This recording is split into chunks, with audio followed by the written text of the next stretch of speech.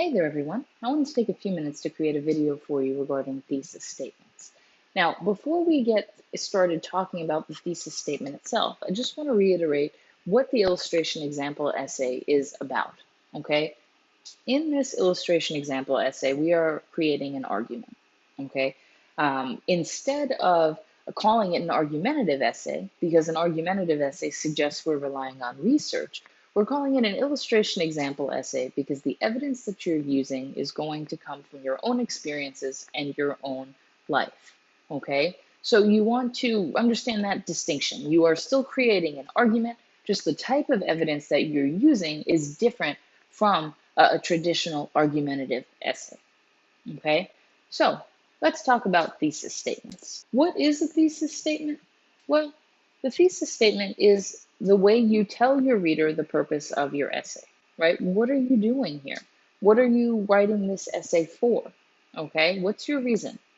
And tell them how that will be done. All right, so let's break it down even further. Okay, it identifies the purpose of your paper. Sure. Well, it tells the reader what to expect in the essay, right? And it establishes an organizational structure. So basically, you're telling the reader what's to come, not only in the entire essay, but in the different parts of the essay as well. Okay, and this will make sense as we continue to go through this PowerPoint. The thesis statement should be one sentence in length for this essay. Since this essay is only 2 pages in length, you don't want to have like a multiple sentence thesis statement, right? There's no need for that. Let's make it as short and concise and to the point as possible so that your reader doesn't really have to try hard to figure it out. Okay, your reader should never have to try hard to figure out the thesis statement. It should be very clear.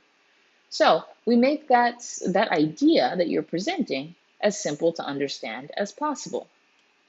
So what are the different parts of a thesis statement? Because there are different parts.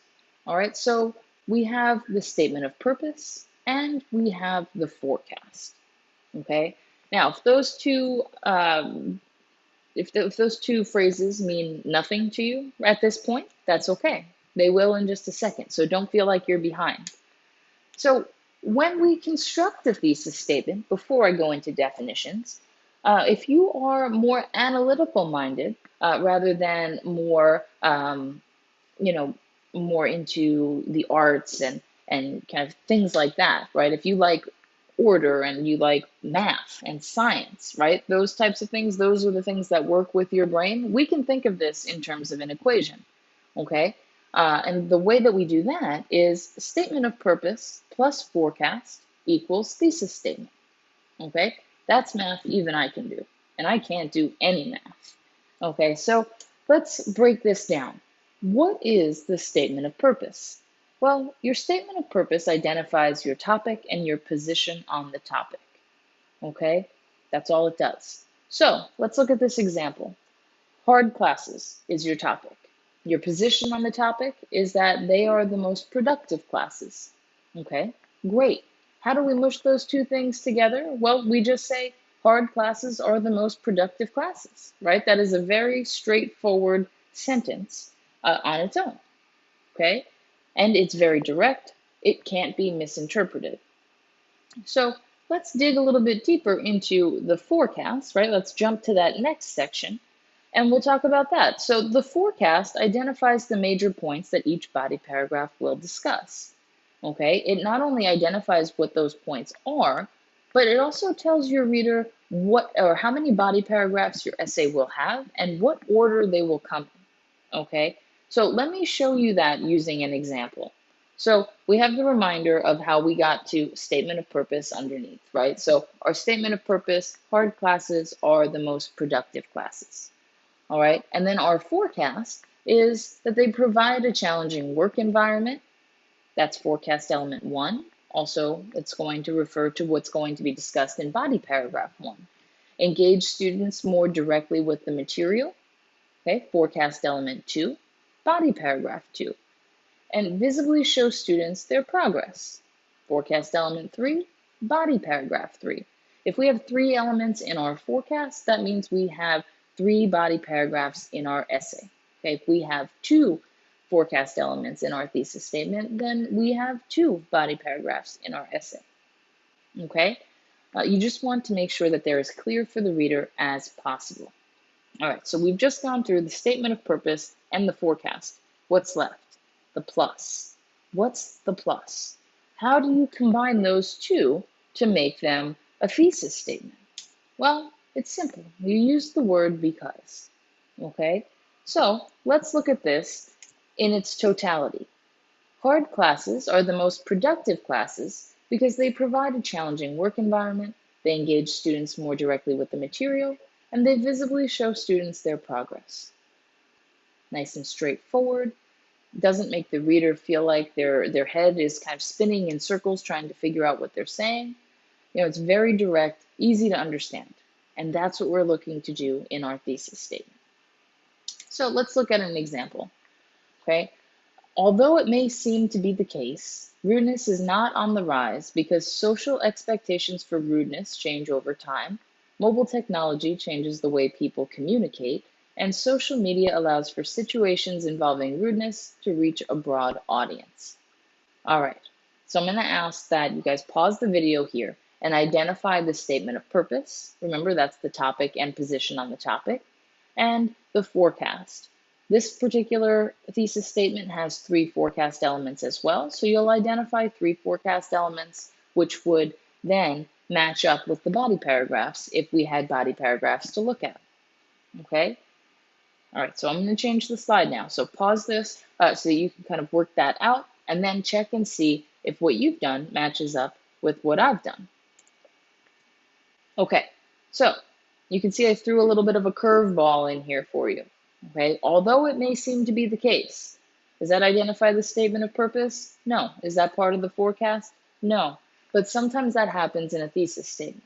Okay, for our illustration example essay, don't worry about including that. But I wanted to give you a little bit of a preview for the argumentative essay that we have coming up at the end of term. All right, so let's look at this. You can see that I underlined the statement of purpose and bolded the forecast to make it easy to follow. Okay, although it may seem to be the case, rudeness is not on the rise, right? Our topic is rudeness. The fact that it is not on the rise is the position. So rudeness is not on the rise is our statement of purpose because social expectations for rudeness change over time. Forecast element 1 and body paragraph 1. Mobile technology changes the way people communicate. Forecast element 2, body paragraph 2.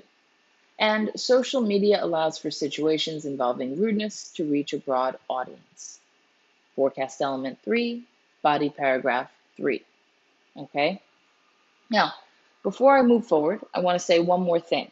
Okay, remember that if you change something in your thesis statement in terms of your forecast, right? Say you swap the order, then make sure you swap the order in your body paragraphs as well.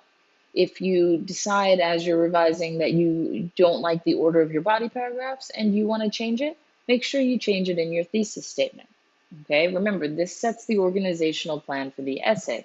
So you want to make sure that you are identifying it clearly and in the order your reader will see it. All right, so let's improve this example thesis. Sometimes writing ends up happening like this, where we sit down and we write short, choppy sentences that do work together, but that the reader is feeling like they're kind of being dragged all over the place as they're trying to understand it. Now, in this example, what we do is, or what I've done is I've taken a thesis statement, all of the components of a thesis statement, right? The statement of purpose and 3 forecast elements. The word because is not in there, so we'll have to, kind of figure that out. But all of the other components are inside this thesis statement, okay? It's just spread over 4 sentences. So what we want to do is we want to figure out how to trim it down into 1 sentence that contains the statement of purpose, the word because, and then the 3 forecast elements. So if you want to try to parse out what those parts are, pause this video, and then in the next slide, I'm going to show you how I've parsed it out so that you can see. Okay, so the statement of purpose is good music deals with social issues. Very direct, easy for the reader to understand. Okay, and the forecast is social issues form the fabric of society, audiences connect to these viewpoints, and interaction with social issues makes the artist more relatable.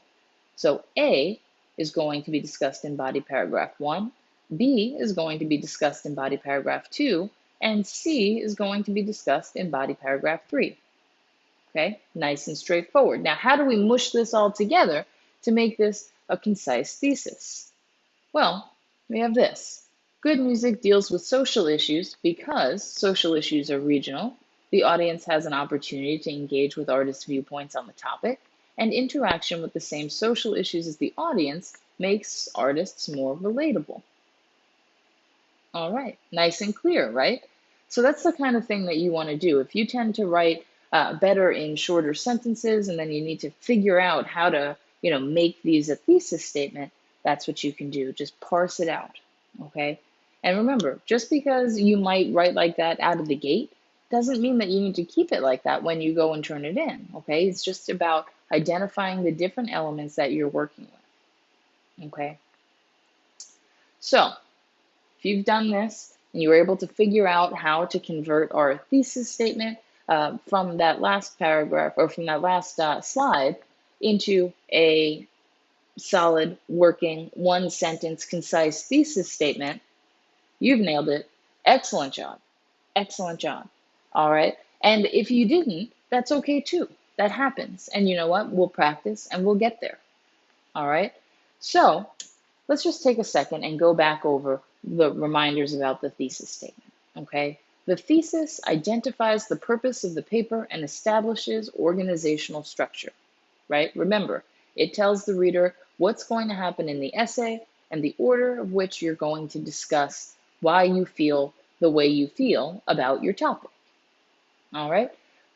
Also, keep in mind that your thesis statement should be the last sentence of your introduction paragraph.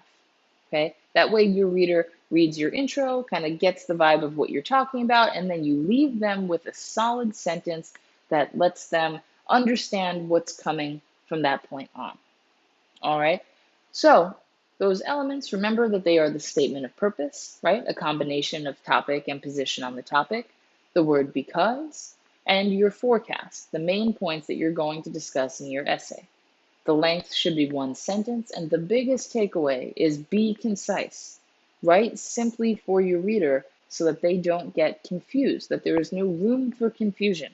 Be as direct as possible. This one sentence should tell your reader exactly what's to come. All right, and if there could possibly be any confusion, you want to just revise it until it's as clear as it can possibly be. All right, so thank you so much for watching my video about thesis statements. Hopefully that helps clarify any questions that you might have. If you do have other questions, though, please don't hesitate to reach out. You can reach me by email, and I will get back to you as soon as absolutely possible. All right, have a great day, you guys, and I will see you in the next video.